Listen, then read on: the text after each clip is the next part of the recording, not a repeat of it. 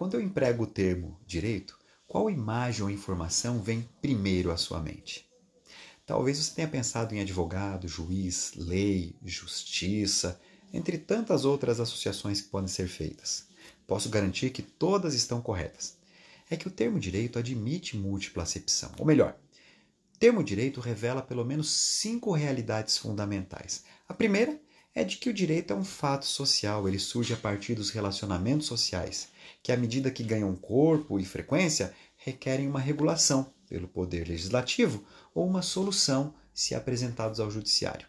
Em seguida, o direito aparece como norma ou como lei. Frequentemente formamos frases em que substituímos os termos lei ou norma por direito. Por exemplo, o direito não permite a justiça com as próprias mãos. Sugere-se com isso que haja uma lei que proíba a conduta vingativa. Num terceiro aspecto, o direito é apresentado como faculdade. Um direito que está na esfera de decisão do indivíduo, que pode optar por exercê-lo ou não exercê-lo. Por exemplo, eu tenho o direito de ficar calado. Significa que eu posso optar entre ficar calado ou falar, porque é faculdade que a lei me assegura. Está na minha esfera de decisão. Num quarto aspecto, o direito é apresentado como ciência. É a própria ciência jurídica, o curso de direito, com a sua realidade multifária, que não importando a relação e a sua natureza, se ela gera direitos, deveres e obrigações, é objeto de estudo do direito. E por último, a acepção do termo direito ou a realidade mais perseguida, mais buscada, mais familiar, que é o direito como justo. A justiça orienta o dever ser do direito. O direito deve ser justo. Acontece que a justiça não é uma abstração, mas uma concretização. A justiça consiste efetivamente numa entrega. Mas o direito, ele vai muito além da análise da entrega. O direito apela para que o seu operador, para que o seu aplicador busque virtudes morais, pessoais, julgando nisso ter uma entrega justa e virtuosa.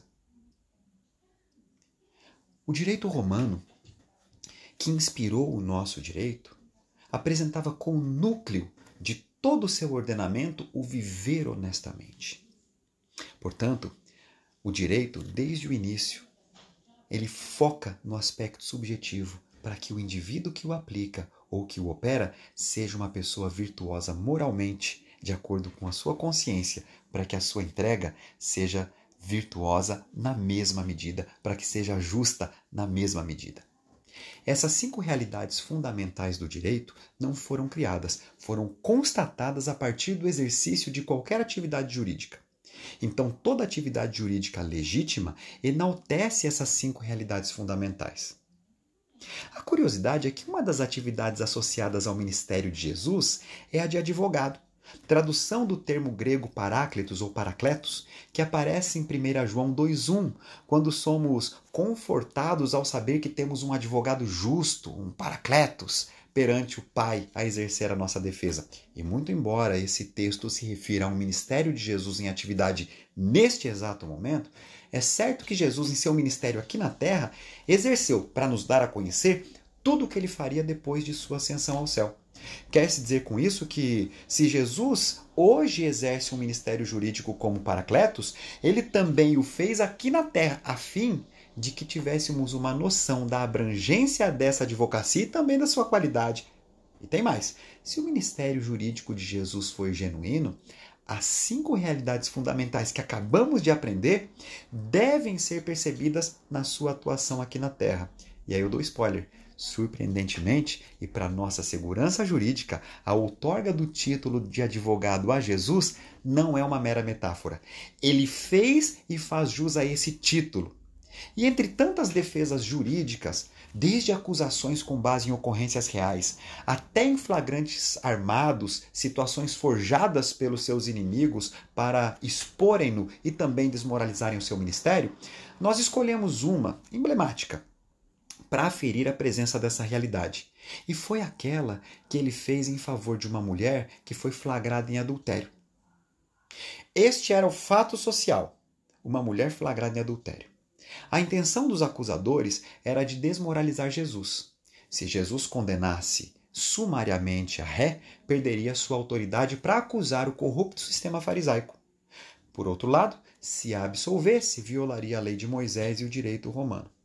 A resposta de Jesus não configurou uma interpretação inovadora, mas enaltecedora da lei. Está aqui o direito como norma. Associada à prática da justiça, o direito como justo.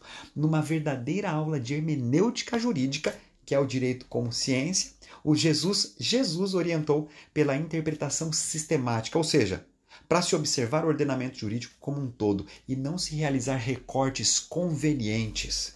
E Jesus orientou naquela ocasião o seguinte: aplique-se a lei. Ele repudiou o ato praticado pela mulher, mas ele disse o seguinte: porém, execute-a como está prevista também. E essa previsão, esse conhecimento, Jesus, compreendendo o direito como ciência, ele surpreendeu aqueles que a acusavam. Sabe por quê? Porque na execução, o protagonismo é entregue totalmente à testemunha fiel, à principal testemunha. E a testemunha fiel ela é aquela que não era falsa, não era suspeita, não era impedida, não teve parte com aquele flagrante armado, não tinha parte com o pecado. Essa testemunha deveria iniciar a execução, porque era assim que estava na lei de Moisés, Deuteronômio 17:7. E como que funcionava? Essa testemunha deveria, numa altura, determinada altura, empurrar aquela pessoa que estava sendo acusada, que foi condenada, de uma altura que era o dobro da sua própria altura. Se ela caísse e não morresse, então essa testemunha viraria aquela pessoa de barriga para cima ou em decúbito dorsal e atiraria uma pedra em seu peito. Se ainda assim não viesse a óbito, aí então a população estaria autorizada a participar do apedrejamento. Então a gente percebe que a testemunha principal assumia esse protagonismo todo na execução. Não por menos, o seu elevado padrão moral haveria de precedê-la. Do contrário, aí vem uma parte interessante. Se a testemunha fosse constatada como falsa, o mesmo que ela pretendia que o seu irmão sofresse, sobre ela recairia. Conforme a mesma lei de Moisés, Deuteronômio 19, do 16 ao 19. Agora fica mais fácil a gente entender por que ninguém quis inaugurar a execução quando Jesus falou: aquele que não tiver pecado, ou a testemunha fiel, atire a primeira pedra. Então olha que interessante. Nesse aspecto subjetivo, o direito apareceu como justo. Jesus, então, orientou que o homem deve buscar tudo aquilo que é justo e virtuoso para produzir frutos de justiça. E naquela ocasião, o direito faculdade negou assistência aos fariseus, porque lhes faltava o legítimo interesse, pela ausência de prerrogativa de agir, ou seja, não tinha fidelidade testemunhal para isso. Nessa única cena, nós percebemos as 5 realidades fundamentais do direito, realçando a legitimidade do título de Jesus como advogado justo, como nosso Paracletos. Tornando ainda mais em conteste o seu ministério, Jesus ainda, até com uma frequência muito maior, adotou uma outra vertente do ministério jurídico, que é o ministério do ensino. Então veja, diversas vezes Jesus foi chamado de rabi ou de díscalos, que são expressões que se referiam, que eram atribuídas às pessoas que detinham grande conhecimento. E Jesus era frequentemente procurado para interpretar a lei e, no mais das vezes, surpreendia os prestigiados doutores da lei. E, de fato, Jesus era um nomodidáscalos, um doutor da lei. Em seu magistério, ele enfatizava com o vigor necessário a submissão individual à lei e à moralidade. E ele enfatizava o poder transformador da lei e da moralidade, tornando uma pessoa num promotor efetivo de justiça. O magistério de Jesus era atraente pela sua autoridade, que é um elemento apontado como diferencial ao da doutrina farisaica. E essa autoridade vinha da perfeita sintonia entre o falar e o fazer, entre as virtudes morais e a natural produção de frutos de justiça por parte de Jesus. Essas observações nos estimularam a utilizar as lições jurídicas de Jesus nas classes dos cursos de direito, especialmente em teoria geral do direito e ética profissional, sempre sob uma perspectiva técnica, a fim de não provocar o preconceito que muitas vezes uma ação marcadamente proselitista acaba provocando. E os resultados que nós colhemos foram extremamente satisfatórios. E podemos dividir esses resultados em 3 grupos. Para as pessoas que já criam em Jesus, tanto no Jesus histórico quanto Cristo da fé, elas se surpreenderam positivamente ao descobrirem que podem agregar missão à sua carreira jurídica. Foi o que Jesus fez. Aqueles que não creem no Jesus histórico, ou que não criam no Jesus histórico, eles foram surpreendidos pela atualidade e virtuosidade da ética Jesus e passam a respeitar, pelo menos, o magistério do personagem. Eles assimilam as ideias com muita tranquilidade, mesmo crendo que Jesus foi só um personagem. Os que creem no Jesus histórico, mas não creem no Cristo da fé, eles quebraram preconceitos, no mais das vezes provocados por fundamentalistas, e passaram a reconhecer por justo o título de Rabi ou de Nomodidáscalos daquele homem da Galileia. Mas há uma razão ainda mais importante e mais marcante para associarmos as lições dos evangelhos às disciplinas científicas. Veja, o direito é essencialmente transdisciplinar. Ele dialoga com outras ciências. E, a bem da verdade, o jurista legítimo, ele não se sente superior a ninguém e ele não julga a sua ciência superior a nenhuma outra. Ele respeita e aprecia as outras ciências.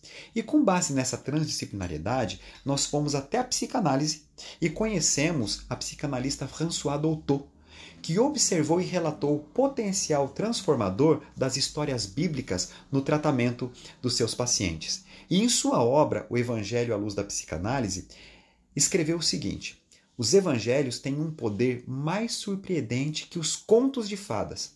Há 2000 anos são lidos e produzem sempre um efeito de verdade no íntimo de todo aquele que lê.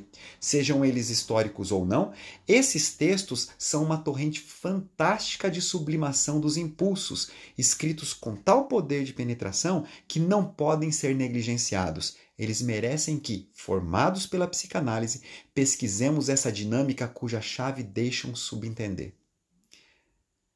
Com base nisso, eu digo que associar o Cristo à técnica nutre o docente de uma real expectativa de que, a exemplo de Nicodemos, um colega nosso de profissão, doutor da lei, muitos alunos passem a reconhecer Jesus primeiramente como Rabi ou Nomodidáscalos e, em seguida, com a intercessão do Espírito Santo, qualifiquem-no como Rabi vindo da parte de Deus.